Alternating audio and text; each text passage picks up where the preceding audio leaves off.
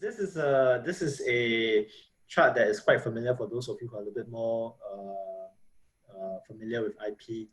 But basically, what this diagram shows is that the varying components of S&P 500 value. So the companies in the S&P 500 over the years, and the proportions of their value that lies in both tangible and intangible assets. And you can see that in 1975, the proportion of intangible asset value was a lot smaller than what it is today. Basically, this whole paradigm has shifted. Whereas previously, most companies relied heavily on their physical assets and their tangible assets, largely because they were, in things like production, manufacturing, oil and gas. To today's economy, where we're really talking about digitalization, we're talking about the knowledge economy, as they put it. And so, in that aspect, IP really is one of the growth engines of the modern economy. And the question next is, and talking a little bit more about how IP has shaped the economy over the past few years. And I think looking at the companies' profiles from 1975 to 2018, we can actually see there's been a shift in the types of companies that we see that are the most valuable in the world at that point in time. So in 1975, you'll see a lot of companies that were involved in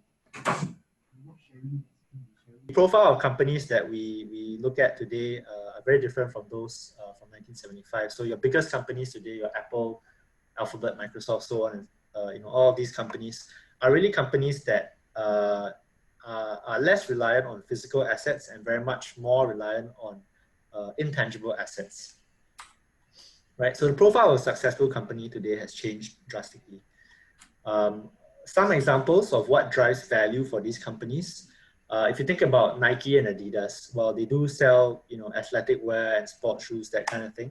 What we really know is that what they rely on to drive value for the business is actually their brand, right? So while they do sell you physical goods, the thing that actually compels people to buy the product actually very much lies in the brand. And the brand itself is something that's intangible.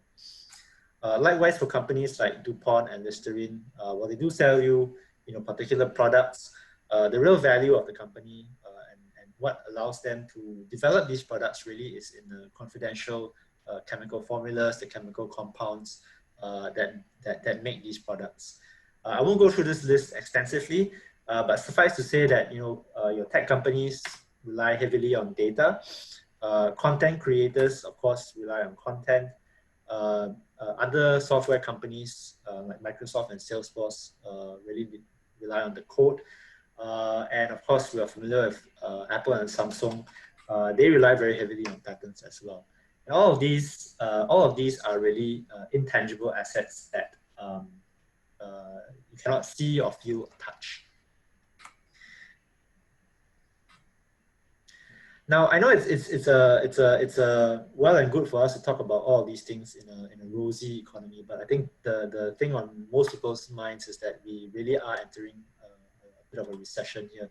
And I think some figures will show that Singapore's performance in the last quarter is quite grim, right? I think that's something that is on everyone's minds. Right, so we are entering a recession, but however, I think scientific research and social economics has actually shown that companies that invest in innovation during a downturn actually improve their position when they come out of that downturn. And some examples of this, actually, if you look historically at other recessions, history has shown us that these recessions create opportunities for new ideas, for what they call creative destruction, largely because necessity, as you say, is the mother of invention. And if you look back at some of the last recessions in recent memory, in 07, 08, that actually saw the rise of mobile computing or personal mobile phones. The early 90s saw the rise of the internet. And if you go back even further, post-World War II, 1973, that was when personal computing started to really pick up. And so a lot of these changes happen. The changes that have impacted our lives even today actually happen during recessions, right? So do not be dismayed and think that, you know, in this point in time, all you have to focus on is on cost cutting. And I think a lot of people recognize that really at this point in time, it's also about innovating and pivoting to ensure that you have a smooth transition once the economy recovers. Actually, just to reiterate this point further, 57% of the Fortune 500 companies today were actually founded during a recession. A lot of them were reacting to changing circumstances, changes in the economy, which forced them to come up with a new business model or new product that disrupts what's already out there, and they were able to leverage on you know, these changes to be where they are today. In particular, I think what's unique about this current recession that we're in, as we transition into what they call the low-touch economy, is that this particular recession in particular really focuses on intangible assets. So if you look at the things that are going to do well, right, or the things that people are focusing on right now, your remote working, cloud computing, so on and so forth. These are all things that rely very heavily on intangible assets. So it's not just simply a case of coming up with a new product or coming up with a new business method. All of these changes that we are seeing really are about relying on software, relying on code, relying on algorithms, all of which are of course intangible. And to draw a very real example, right? If you think of a video conferencing technology like Zoom, for example, which we're all using currently, the suite of intangibles that they have is not small. So patterns, for example, they may have particular patterns over a method for capturing group photographs, or they may have patterns that help them to reduce the, uh, the effect of certain errors, right, when using the real-time, using the product real-time, right? But patents are of course not the only form of protection. I know the topic of today's discussion really is on patents, but as a little bit of an overview, they also have things like copyright, for example, in software codes, copyright in the content that they produce. Branding and trademark is very important as well. So your registered trademarks, your domain names, your social media presence, all of that builds towards your branding. Your user interface, right, is can be protected as a registered design. The data that they collect, of course, we all know that data is you know, the new oil today, and they collect tons of that, whether it's personal data or in terms of your IP addresses or, you know, other technical data to do with the software performance. And last but not least, they also have trade secrets and know-how and things like their algorithms, specific business operations. And I think one of the larger take-homes today is that there are a lot of different types of IP out there, and patents are one of them. It's a very important part of the portfolio, but it's a successful company will know how to leverage on all of these different types of assets, not just on patents. So going through, you know, how some companies have successfully pivoted, and how some other companies perhaps have been less successful in their pivoting exercise. The first example we have here is Kodak. So Kodak is a company that, you know, I think a lot of us are familiar with. They were very big in the film processing industry, cornering something like 90% of the market in the 60s and 70s. Something that not many people realized was that the first digital camera actually was invented by a Kodak employee, and that was done in 1989. But because, you know, Kodak is in the film industry, they were actually not very keen on promoting the digital camera because they felt that it would cannibalize their main business, which is the film business, right? So they were actually encouraging this idea, or rather not actively encouraging this idea to be commercialized until it was much too late. In the early 2010s, they were actually doing very badly because of how digital photography had taken off in that time. And so by the time they had actually embraced, digital and were looking to license that pattern of theirs, they actually filed for bankruptcy in 2012, and it was much too late. So if you fail to realize the value of the assets that you already have, I think that doesn't really bode well for the company, especially if you're trying to pivot, trying to innovate in uncertain times. The other example that we want to talk about here is IBM. And in the I think 70s and 80s up to the 90s, IBM was really known more as a hardware manufacturer, right? So they sold computer-related products, accessories, peripherals, and other computer machinery.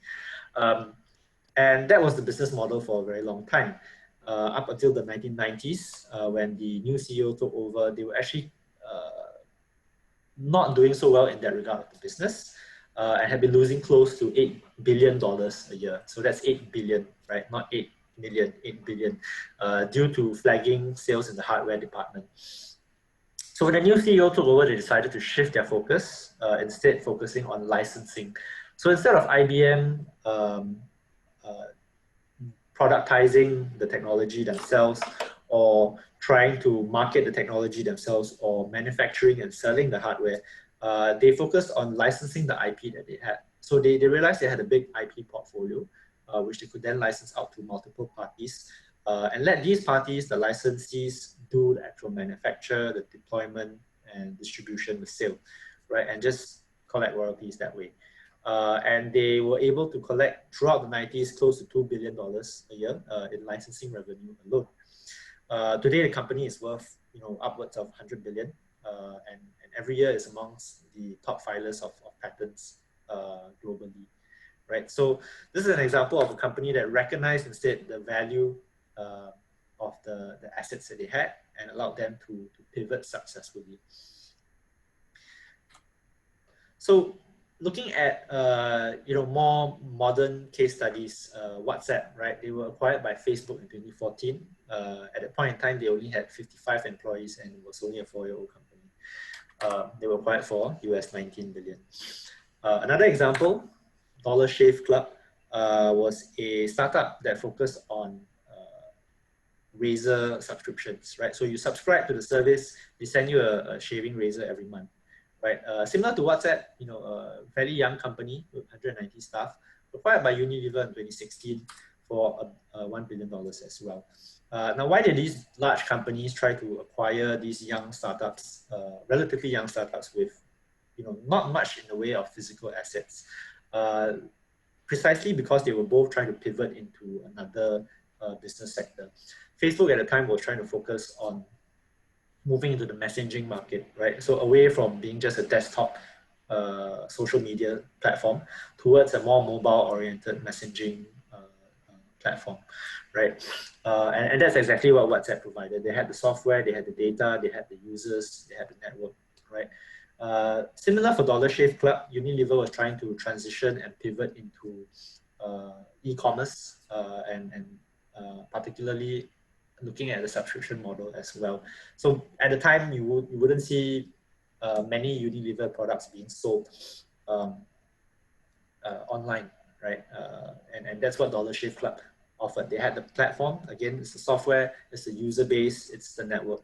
And all of those, of course, intangible assets, right?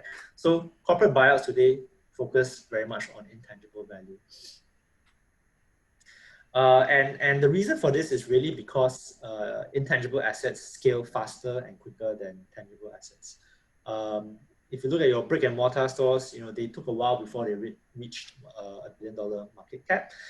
But if you think about your leaner, more technology-driven, more technology-savvy companies, they achieve that in a fraction of the time, right? And that's because each unit of growth for an intangible asset scales exponentially.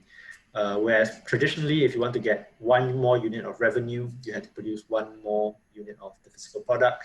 Now with intangible assets, you don't, right? So that allows for exponential growth.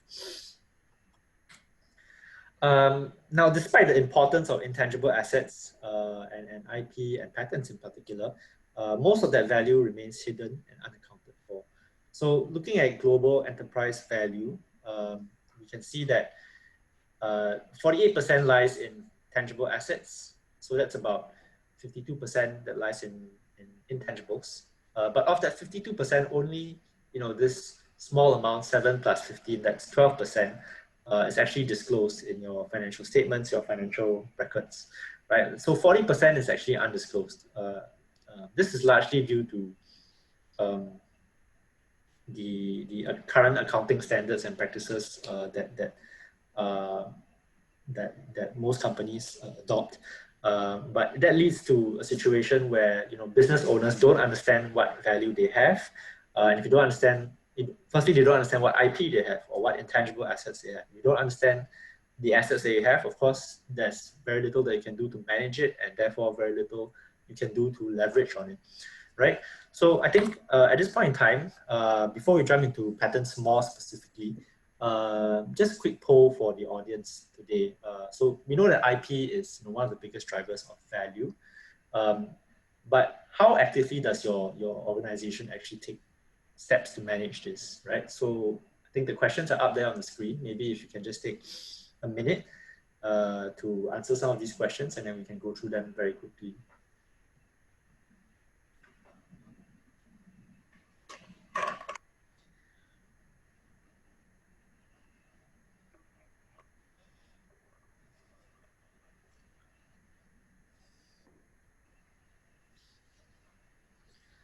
So Jennifer, whenever you're ready, we can share the results. Yep, I'll just give everyone a bit more time to input the answers.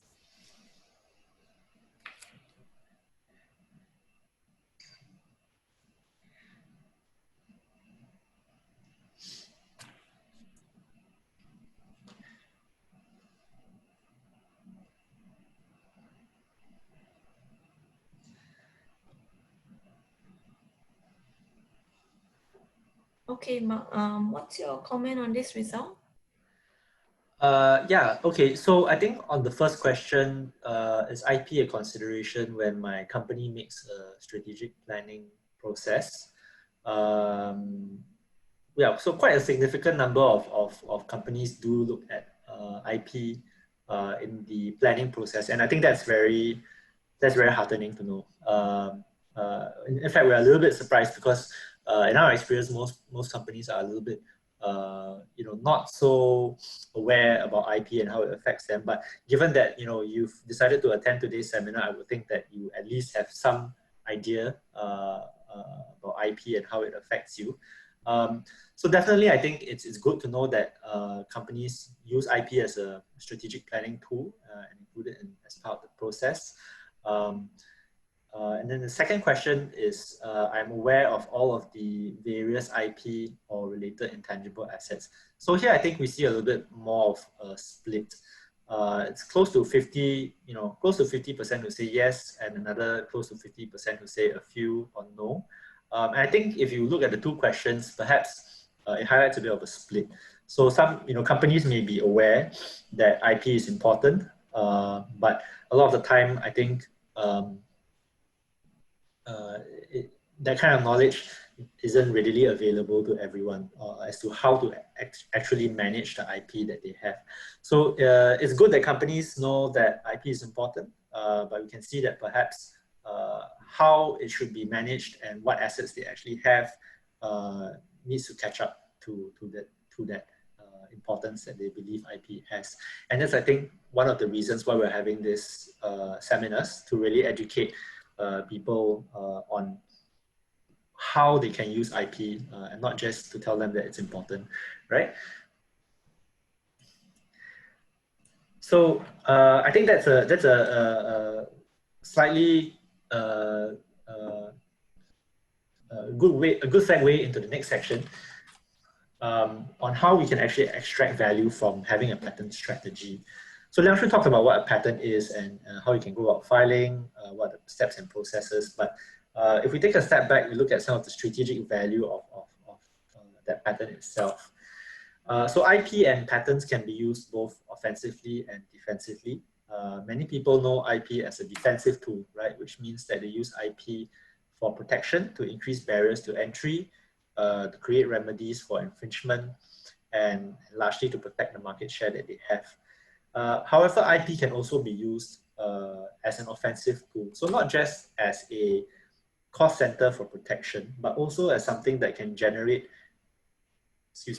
generate further revenue and generate further value for the business. But we'll touch on the defensive aspect first. So when we talk about patenting, I think the usual, where, when, how kind of questions apply. And those are strategic questions that need to be asked. So if you ask the where question, where should I file my patent? Ideally you would have protection everywhere, all over the world. But global patenting is extremely costly, right? If you want to file one patent and maintain that single patent in, say, hypothetical 50 over jurisdictions, the cost of maintaining and applying for that patent will easily cost more than $500,000 US. And I think that's a conservative estimate over the course of that patent's 20-year lifespan. So given limited resources, right, most firms need to be a bit more strategic about how or where they file their patents.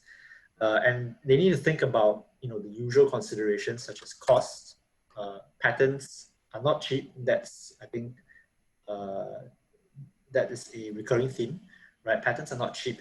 But beyond the financial cost, think also about the time cost, because patents, to file a patent, we do have to work very closely with the company, the inventors, to understand the specifications, how the technology works.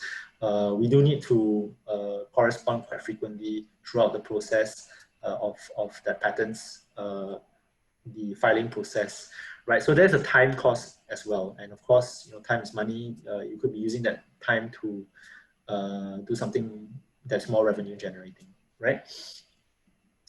So there's a time cost and a financial cost involved. Beyond that, also think about the ability to enforce. So simply having a patent is no use if you are filing in a jurisdiction where it's difficult to enforce due to perhaps the local enforcement systems or due to the local court systems. Enforcement can be difficult, in which case think about whether that patent is really generating the kind of benefit that you thought it would. Thirdly, you need to think about the need for exclusivity.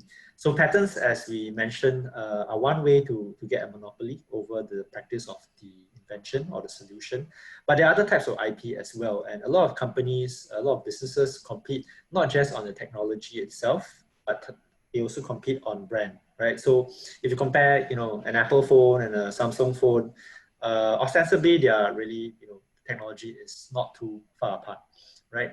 But they're really competing on other things like brand, customer experience, that sort of thing, right? So simply not having exclusivity to practice a solution, perhaps you can think about other ways in which you can differentiate yourself in the market. Last but not least, of course, what's the return on investment? So if you're going to file a patent in a market where you don't really expect, much returns, then it may not be that worthwhile. So that answers the where kind of questions, right? And these are the factors that you have to think about. But there's also the how question or the what question, right? Which is, what am I protecting? How am I protecting it? And a lot of businesses, firms will want to have a patent over their solution. But oftentimes they approach this in a bit of an ad hoc manner or a scattered kind of approach. Because of the novelty requirement for patents, as Yang Shu mentioned, sometimes you don't get the kind of breadth of protection that you really hope for, right? So if you file a single patent, it's relatively easy for people to design around. If the patent is not drafted properly and the claims are not wide enough, then it's quite easy for competitors to design around, right? Without infringing your patent and achieve the same result. Even if you have multiple patents, again, if these multiple patents are filed in a scattered manner, ad hoc manner, without some kind of strategy behind them, it's still easy for people, relatively easy for people to design around them, achieve the same result. But if you have a more strategic approach, right, and you have patent agents who are able to um, view your patent more strategically and draft the claims accordingly, then you get a more effective form of protection over your innovation. So of course, you want to have the patent ideally, serving one of these functions.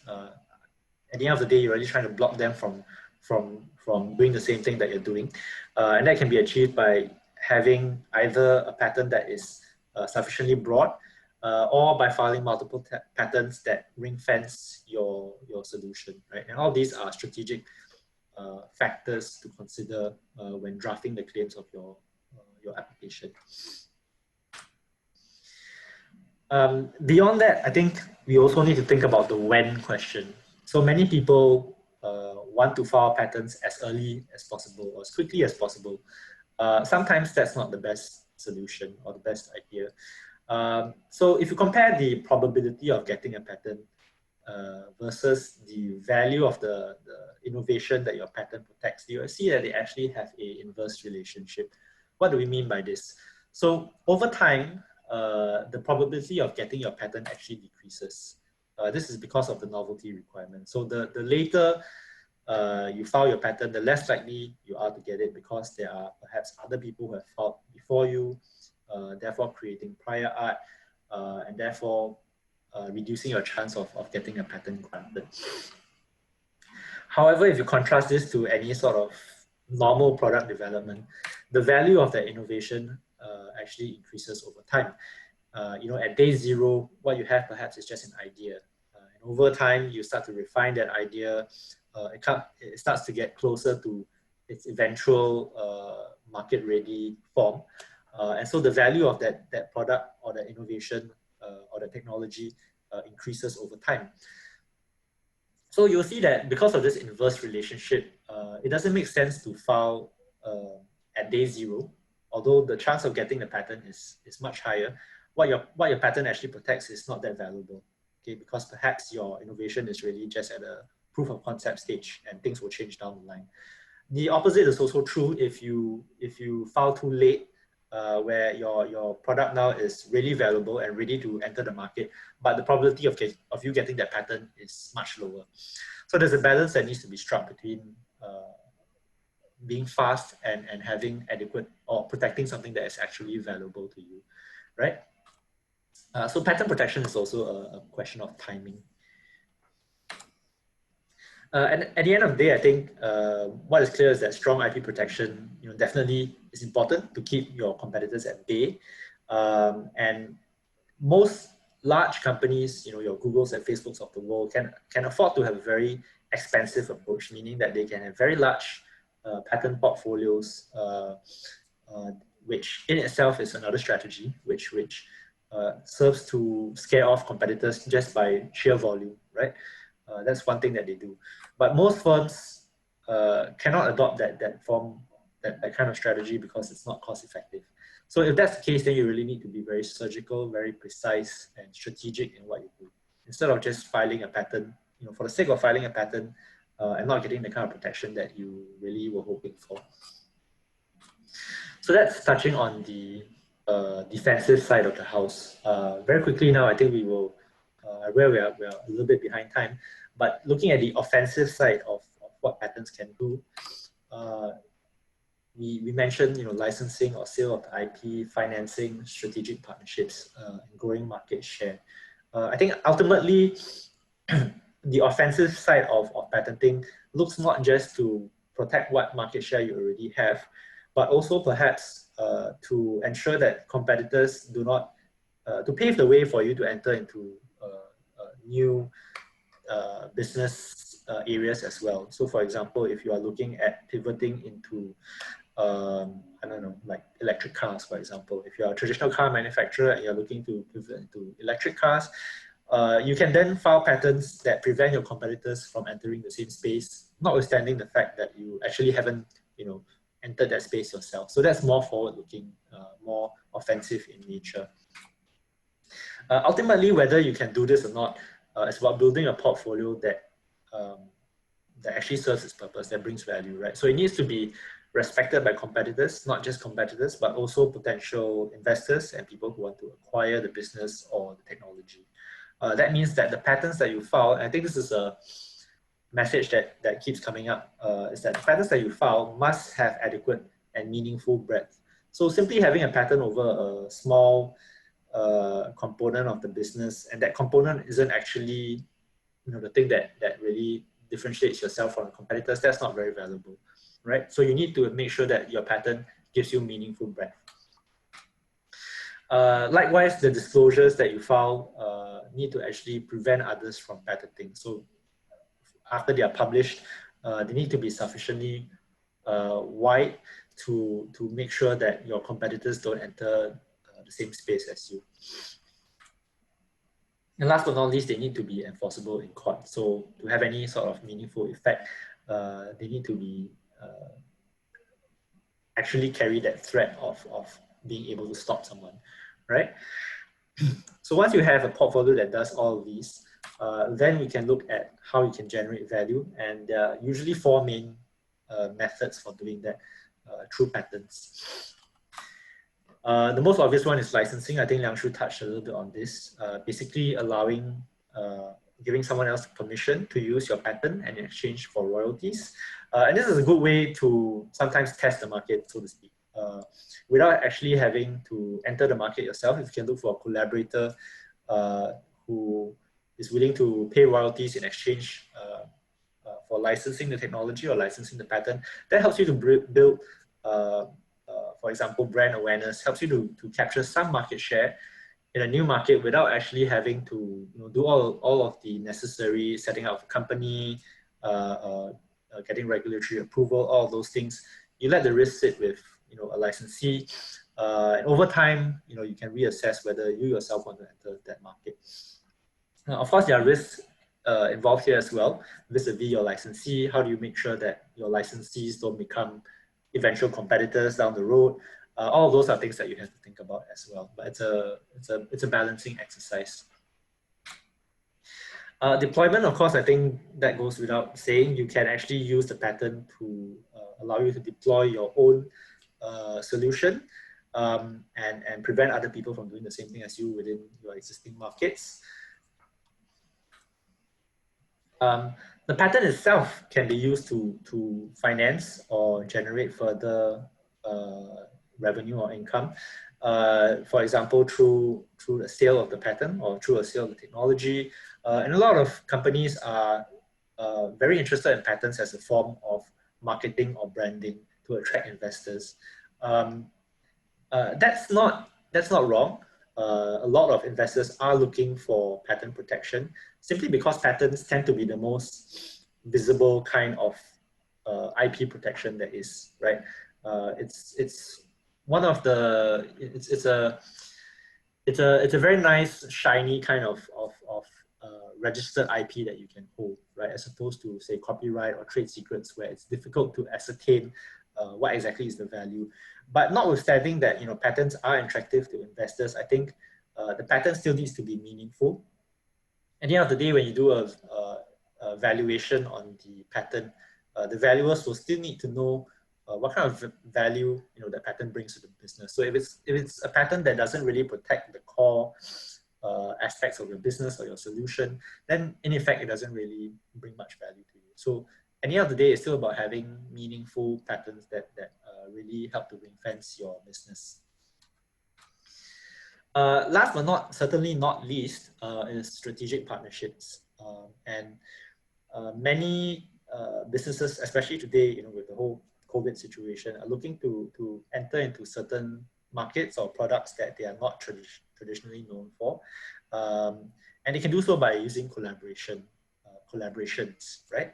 And one way to enter into collaborations is to entice collaboration partners with the IP or the patents that you have. You could set up a JV, you could set up a separate entity, but really it's about making sure that you can bring something meaningful to the table, right? And again, similar to the investment model, patents really are a very visible, I want to say tangible, but at the end of the day, it's still an intangible asset. But it's the most the boundaries of patent are very clear, right? So it's easy to negotiate, easier to value in that sense, and easier for people to see what they're getting in return. At the end of the day, I think what patents and IP really does for you is that it helps you to minimize your R&D spending, right? By having an effective strategy, you reduce the time that it takes to enter the market, and therefore helps you to maximize revenue. So in the ordinary course of things, your development cycle is maybe a certain time, and then your technology lifespan lasts for a certain number of years as well. And that's really the productive time when you generate revenues. But by using a strategy, you help to shift this curve upwards. You bring it to market faster, and therefore gives you more time to exploit the technology. At the end of the day, to bring home this message, it's really about having a strong IP position as a foundation to move away from just competing on price, right? A lot of Singapore SMEs who don't have a firm understanding of IP end up competing on price, right? And that's not a position that you want to be in for a sustained period of time. And if you really want to move away from price wars, then it's really about understanding how IP can allow you to differentiate yourself from your competitors, right? So having that strong IP position can help you to do that. Okay, so just to round up today's discussion, I think we'll just talk very briefly about how we can assist you should you need any further assistance. At Cheong, we advise on all stages of the IP life cycle, whether it is early stage, trying to find out what kind of IP you have, what kind of IP rights cover your product or service, and how do you protect that. We also help with the exploitation and the commercialization stage, so whether it's negotiating agreements, drafting contracts, we can do that as well. Some companies who are a little bit more sophisticated also are interested in IP intelligence. So if you're at the R&D stage, you want to find out what is out there that's similar to yours, whether you're looking for competitors or potential collaborators, that's something that IP can do as well. And last but not least, of course, at the end of the day, we want to enforce and make sure that people don't get away with copying our products, so to speak. So that's where we come in. I think that's all I have for today. Thank you very much for your time.